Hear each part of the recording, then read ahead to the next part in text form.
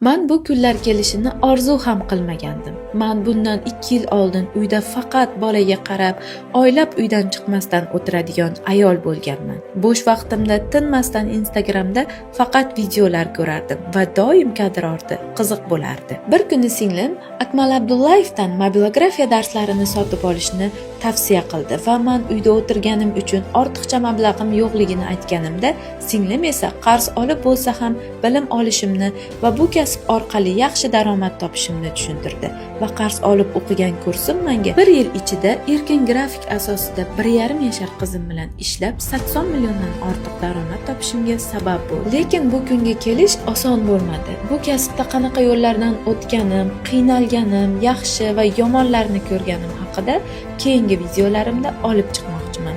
Buning uchun profilimga obuna bo'ling. Keyingi reels aynan 6 oylab minusga ishlaganim va qilgan xatoliklarim haqida bo'ladi.